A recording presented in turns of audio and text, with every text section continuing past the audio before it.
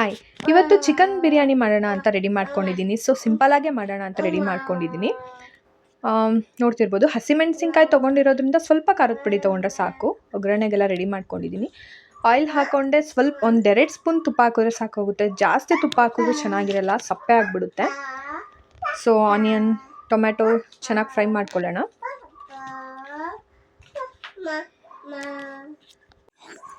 So mutton biryani ಆಗಿದ್ದರೆ ಫಸ್ಟೇ mutton ಬೇಯಿಸ್ಕೊಳ್ಬೇಕಾಗುತ್ತೆ. So chicken ಆಗಿರೋದ್ರಿಂದ ಡೈರೆಕ್ಟ್ ಟೊಮೆಟೊ ಬೆಂದಮೇಲೆ ಸ್ವಲ್ಪ ಚಿಕನ್ ಹಾಕ್ಬಿಡೋಣ. ಕಲ್ಲುಪ್ಪು ಮತ್ತು ಸ್ವಲ್ಪ ಅರಿಶಿನ ಪುಡಿ ಹಾಕಿ ಚೆನ್ನಾಗಿ ಫ್ರೈ ಮಾಡ್ಕೊಳ್ಳೋಣ. ಅದಾದಮೇಲೆ ಸ್ವಲ್ಪ ಮಸಾಲೆ ಗ್ರೈಂಡ್ ಮಾಡ್ಕೊಂಡಿರ್ತೀವಲ್ವ, ಅದನ್ನು ಹಾಕಿ ಮಿಕ್ಸ್ ಮಾಡಿದ್ರೆ ಆಯಿತು. ಚಿಕನ್ ಜೊತೆಲೇ ಮಸಾಲೆ ಬೇಯ್ಕೊಂಡ್ರೆ ಸಾಕು.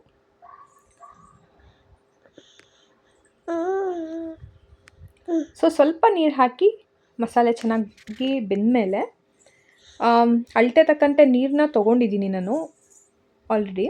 ಸೊ ಸ್ವಲ್ಪ ಬಿಸಿ ಮಾಡ್ಕೊಳ್ಳೋಣ ನೀರನ್ನ. ಬಿಸಿನೀರು ಹಾಕ್ಕೊಂಡ್ರೆ ಚೆನ್ನಾಗಿರುತ್ತೆ.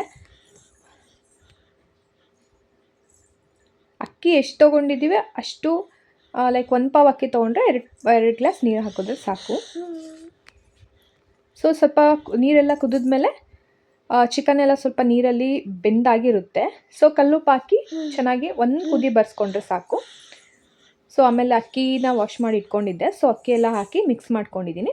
ಆಮೇಲೆ ಲಾಸ್ಟಲ್ಲಿ ಒಂದೇ ಒಂದು ವಿಶಿಲ್ ಬರ್ಸಿದ್ರೆ ಸಾಕಾಗುತ್ತೆ. ಸ್ವಲ್ಪ ಮೀಡಿಯಮ್ ಫ್ಲೇಮಲ್ಲೇ ಇಟ್ಕೊಂಡು ವಿಶಿಲ್ ಬರ್ಸ್ಕೊಂಡಿದ್ದೀನಿ. So chicken biryani ready to eat. Thank you.